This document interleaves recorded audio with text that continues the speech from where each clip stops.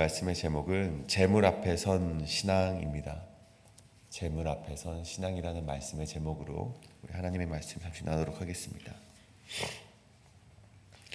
오늘 말씀은 참 난해하다고 여겨지는 말씀 중에 한 말씀입니다. 주인의 소유를 낭비한 청지기가 이 해고할 위기에 처하게 되었을 때 이 자신의 살 길을 도모하기 위해서 주인의 돈을 가지고 빚진 자들을 탕감해주는 그런 이야기죠. 그런데 주인은 그 행위를 보면서 지혜롭다고 여기는 그런 비유의 말씀이 바로 오늘 말씀입니다. 여러분, 이것이 현실적으로 보면은 참 이해하기 힘든 이야기죠. 여러분, 만약에 제가 그러진 않았지만 이 교회 돈을 가지고 제가 흥청망청 막 써버린다면, 여러분, 이것은 우리가 당연히 이 횡령죄이죠. 여러분, 그 돈을 가지고 제가 이제 해고될 위기에 처했을 때 내가 그 교회 돈을 가지고 막 삶이 힘든 사람들에게 막 퍼주었다면, 여러분, 그것은 더 말할 것도 없이 저는 바로 그 자리에서 잘릴 수밖에 없는 그런 이야기입니다. 근데 오늘 주인은요, 그것을 보고 지혜롭다라고 말을 하고 있는 것이죠. 그래서 이 말씀이 현실과 맞지 않는 말씀이라고 우리가 그냥 말씀만 아무 생각 없이 그냥 읽어 내려간다면 현실과는 참 동떨어져 있는 말씀처럼 여겨지는 것이 오늘의 본문의 말씀입니다. 그렇다면 이 난해한 비유를 통하여서 예수님께서 우리에게 말씀하시고자 하셨던 것은 무엇일까요? 분명히 이 말씀 속에서도 교훈이 있고 메시지가 있기 때문에 우리에게 하셨을 텐데, 예수님께서 이 말씀을 통해서 우리에게 하시고자 하는 말씀은 무엇인지 오늘 본문을 통하여서 우리가 청지기 모습 속에서 기억해야 될 두 가지의 신앙의 자세를 살펴볼 텐데, 그 자세를 통하여서 우리가 이 땅 가운데 진짜 청지기의 삶으로서 살아가실 수 있는 우리 모든 성도님 되시길 간절히 소원합니다. 그렇다면 재물 앞에 선 신앙 첫 번째 말씀은 끝을 인식할 때 비로소 사명을 따라 살아갈 수 있다는 것입니다. 끝을 인식할 때 비로소 사명에 따라 살아갈 수 있다는 것입니다.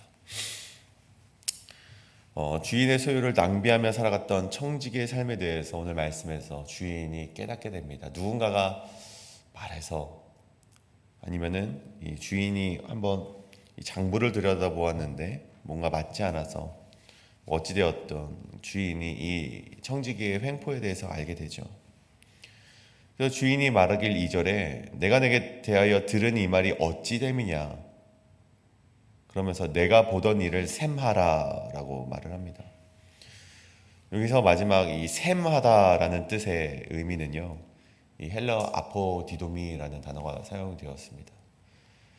네, 그래서 그 뜻은 단순히 셈하다, 단순히 계산하다라는 뜻이 아니라 양도하다라는 뜻을 가지고 있다는 것이죠. 그래서 이제 주인의 재산을 관리하던 청지기로서의 삶을 이제는 마감하고 이제 끝을 맺고 너가 하던 일을 다른 이에게 양도해라 라는 뜻으로 받아들일 수 있습니다. 해고하겠다는 의미죠. 근데 그제서야 청지기가 생각이라는 것을 하게 됩니다. 야, 내가 이제 잘리게 되었으니 내가 무엇을 해야 되나? 내가 이제 앞으로는 어떻게 살아가야 되나? 라는 생각을 스스로에게 그렇게 던져보게 되었다는 것입니다. 그리고 4절에서 곧바로 그런 급한 통찰과 함께 내가 할 일을 알았도다라고 고백을 하고 있습니다. 여러분, 그 일이 무엇입니까? 이 옳지 않은 청지기를 보십시오. 주인에게 빚진 자를 데려와서 그 빚을 제하는 일을 하게 됩니다. 가장 먼저는 기름 100마를 빚진 자, 기름이라고 하면 올리브 기름이라고 이제 영어 성경에 번역이 되어 있던데, 이 올리브 기름을 빚진 자를 탕감해 주는 일을 합니다. 제가 궁금해서 얼마나 탕감해 주었는지 한번 따져보니, 이 당시 이 기름 100마리라는 것을 현실적으로 어떻게 좀 변환을 하면 800갤런 정도 된다고 합니다. 800갤런. 또 궁금한 거예요. 800갤런이 얼마의 가치가 있을까? 그러니까 올리브 기름 1갤런이 뭐 차이는 있겠지만 정말 좋은 기름은 60달러에서 또 뭐 90달러까지 되는 정말 그 올리브 기름이 있다고 합니다. 여러분, 올리브 기름이 세 가지 종류로 나뉘잖아요. 첫 번째 버진이 있고, 뭐 세 번 사용해서 나오는 기름이 있고. 근데 가장 좋은 기름이 그 정도 가격인데, 뭐 한 48,000달러에서 72,000달러, 뭐 하나로 뭐 한 1억 정도까지 되는 금액이 바로 이 기름 100만을 빚진 자가 가졌던 그 분량이라는 것이죠. 근데 이자에게 얼마의 빚을 탕감해 주었는가 보니 절반을 탕감해 주었다 그래요. 그럼 엄청난 금액을 탕감해 준 것이죠. 그뿐만이 아니죠.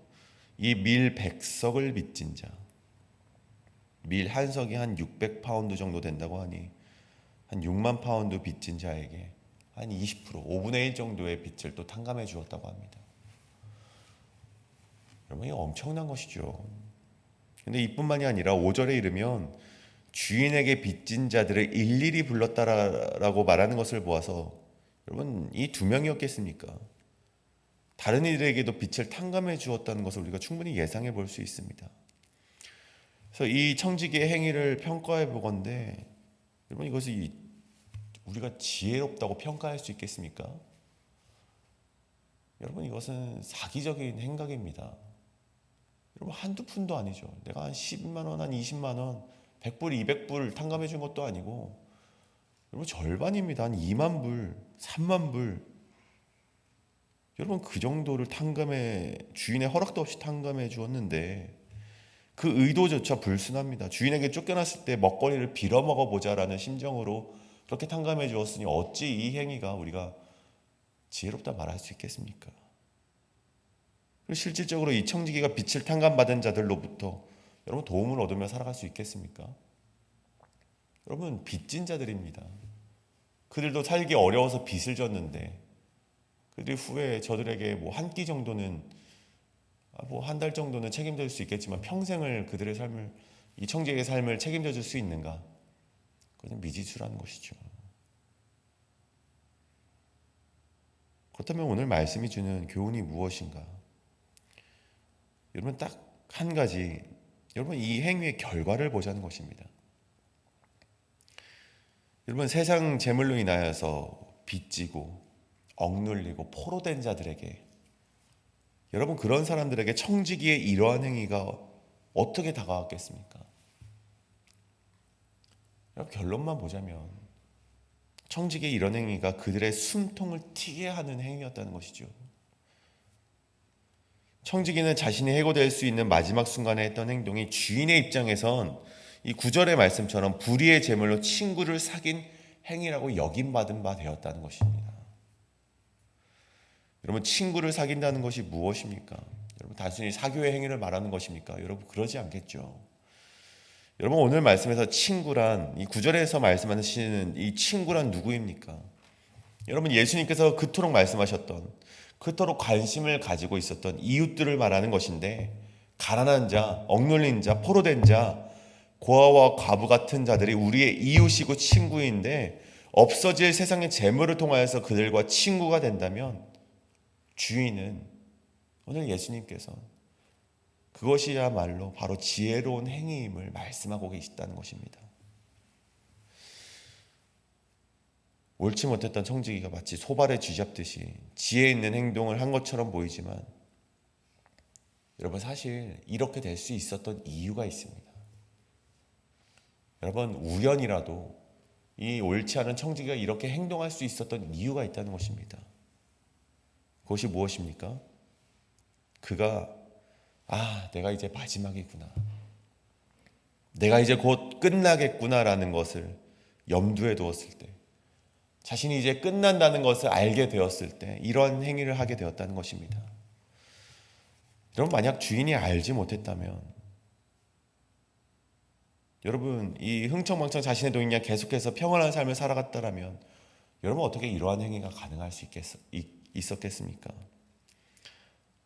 이 청지가 비로소 끝을 맞이하니 종말의 때를 인지하니 그제서야 4절에 내가 할 일을 알았도다라고 깨닫게 되었다는 것입니다. 여러분, 반대로 저는 이것을 우리의 삶에 좀 적용해 보길 원합니다. 여러분, 여러분의 인생에는요 반드시 끝이 있습니다. 단순히 여러분의 생명의 끝을 말하는 것이 아닙니다. 여러분, 여러분에게 주어진 사명에도 끝이 있고요. 여러분의 삶에도 끝이 있고요. 여러분이 이룬 공로에도 끝이 있습니다. 여러분이 지금까지 해와던 여러분의 일도 끝이 있다는 것이죠. 하나님께서 허락하신 만큼 그것을 감당하는 것입니다. 근데 이 끝을 아는 것만으로는요, 여러분 변화가 없습니다. 여러분, 내일이라도 하나님의 나라가 올 것이다. 내일이라도 나의 삶의 끝이 올 것이다. 심판이 올 것이다. 라는 그러한 마음으로 살아가야지만 우리의 입술에 회개가 있는 것이고 그 속에서 하나님의 뜻대로 살아갈 수 있는 변화가 주어진다는 것입니다. 여러분, 끝이 없을 것이라고 생각하며 살아간 자들의 말로가 여러분, 우리 신문만 봐도 알 수 있지 않습니까? 여러분, 인터넷 기사만 봐도 저들의 그 사생활이 낱낱이 포로될 때 여러분 그들의 삶이 내가 이것이 영원할 것이라고 생각했기 때문에 꼭꼭 숨겨왔던 것이 발각되는 것을 우리가 보지 않겠습니까? 여러분, 우리의 인생에는 반드시 끝이 있습니다. 여러분, 그것을 아시고 그것을 믿으시고 그것을 인지하고 살아가실 때 여러분에게 주어진 하나님의 사명이 보일 것입니다. 여러분, 그런 끝을 아는 신앙으로 이 땅을 살아가시는 여러분이 되시길 간절히 소망합니다. 이것이 바로 첫 번째, 끝을 인식할 때 비로소 사명을 따라갈 수 있다는 것입니다. 그렇다면 두 번째는 무엇인가? 이 재물 앞에 선 신앙 두 번째는 소유물에 대해 청지기적인 자세가 필요합니다. 소유물에 대해 청지기적인 자세가 필요하다는 것입니다. 오늘 옳지 못한 청지기의 삶의 모습을 보면 앞전에 말씀하셨던 이 누가복음 12장에 어리석은 부자와 이 동일한 삶의 자세를 가지고 있다는 것을 보게 됩니다. 이 곡식과 물건을 쌓아둘 곳간이 부족하여서 더 크게 짓고 그것을 가득 채운 것을 보면서 어리석은 이 부자가 무엇이라 고백합니까? 그제서야 평안히 쉬고 먹고 마시고 즐거워하자라고 말을 하지만 예수님께서 말씀하시기에 하나님께서 그 생명을 오늘 밤에 거두어 가시면 그것이 쓸모 있겠느냐 우리에게 말씀하셨죠. 이 둘의 공통된 두 가지 모습이 있다면 오늘 이 청지기와 옳지 못한 청지기와 이 어리석은 부자와 이 두 가지 공통점이 있다면 첫째는 돈에 이끌림 받는 삶을 살아갔다는 것. 다시 말해 돈을 주인으로 삼는 삶을 살아갔던 것이 첫 번째 공통점이고 두 번째는 이 돈이 마치 자신의 것인 양 살아갔다는 것입니다. 여러분, 한국 속담에 이런 말이 있습니다. 돈은 있다가도 없고 없다가도 생기는 법이다. 재물은 돌고 도는 것이므로 재물을 가지고 상대를 평가하는 것은 어리석다라는 의미를 가진다고 합니다. 근데 저는요, 개인적으로 이 속담이 이것은 우리의 신앙으로 고백되어지길 원합니다. 저는 이 속담이 예수님도 알고 계셨으면 아마 이 성경에 기록되지 않았을까라고 생각을 합니다. 돈이라는 것, 재물이라는 것은 하나님께서 우리의 사명에 필요하다고 판단되신다면 보내주시는 것이고 만약 이 재물로 인하여서 우리가 하나님의 길에서 멀어질 것이 보인다면 하나님의 때를 기다리면서 지금 우리에게 재물이 없음을 우리는 그냥 마냥 기다려야 된다는 것이죠. 그런데 여러분 보십시오. 이러한 돈과 소유물로 같이 매김하는 세상이지 않습니까? 그래서 우리는 심지어 그리스도인이라 불리는 우리조차 돈에 이끌려 살아가는 인생으로 살아가고 있음을 보게 됩니다. 그리고 자신의 손아귀에 들어온 돈은 나의 것인 마냥 나의 마음대로 사용하는 우리 스스로의 모습을 보게 된다는 것이죠. 여러분, 신명기 10장 14절에 이런 말씀이 있습니다.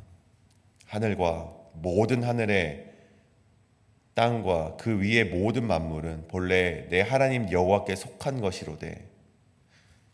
이 모세의 고백인데 이 하늘과 땅에 있는 모든 만물은 본래 모두 하나님의 것이다라는 그런 말씀을 이 이스라엘 백성들에게 교육을 하고 있는 것을 보게 됩니다. 심지어 다윗조차 고백하기에 역대상 29장 14절에 보면 모든 것이 주께로 말미암아 싸우니 우리가 주의 손에서 받은 것으로 주께 드렸을 뿐이니이다. 우리가 드리는 헌물조차 하나님의 것을 다시 하나님께 드리는 것이다 라고 고백하는 다윗의 고백을 보게 됩니다. 여러분, 그러한 의미에서 오늘 이 청지기는 다른 어떤 이의 모습이 아니라 우리의 모습을 비추고 있다는 것을 우리가 깨닫게 된다는 것이죠. 여러분, 그래서 저는 오늘 말씀을요 조금 다르게 우리가 한번 읽어보길 원합니다. 우리 주인이 없다고 우리가 가정에서 읽어본다면 이러한 구절이 되겠죠. 어떠한 사람이 자신의 소유를 낭비하는데 그 소유를 잃게 되었을 때 그는 빚진 자들에게 빚을 탕감해 주므로 자신의 삶을 영위해 보려고 하였다. 여러분, 이 주인을 살짝 제외하면 이렇게 읽을 수가 있겠죠. 여러분, 다름 아닌 이 모습이 누구의 모습입니까? 하나님이 없이 살아가는 우리의 모습일 수 있다는 것입니다. 우리가 가진 모든 것이 하나님의 것인데 하나님을 제외하고 나에게 있는 소유물을 내 것인 양 살아간다면 여러분, 그것이 우리를 위해서 사용하는데 무슨 문제 있겠습니까? 라고 말하는 신앙의 모습이, 그런 모습이 우리의 모습이라는 것이죠. 내가 가진 것이 내 것인 양 사용하고 그렇게 하다가 소유를 이루니 그제서야 허둥지둥 살아보겠다고 발버둥 치는 인생, 그것이 우리네 인생의 모습이라는 것입니다. 우리 모두가 하나님께 맡겨드린다고 나의 다른 어떤 신앙의 모든 것들, 하나님 내가 주님께 헌신하겠습니다 나와서 열심히 청소하고 열심히 헌신하고 하지만 여러분, 돈에 있어서만큼은 마치 주인이 없는 듯, 하나님은 없는 듯이 내 것인 양 살아가는 것이 나의 모습이 아닌가, 우리가 한번 되돌아보자는 것입니다. 물론 여러분에게 있는 이 소유물을 얻기까지 얼마나 고생하셨습니까? 물론 다 모르는 바가 아니죠. 감히 제가 안다고 다 말씀드릴 수 없겠지만 여러분의 인생을 들어보면 어느 정도 이 소유물을 얻기까지 얼마나 고생하셨는지 모르는 바는 또 아닙니다. 하지만 그마저도 하나님의 것이라는 사실을 고백하는 것이 바로 청지기 신앙이라는 것입니다.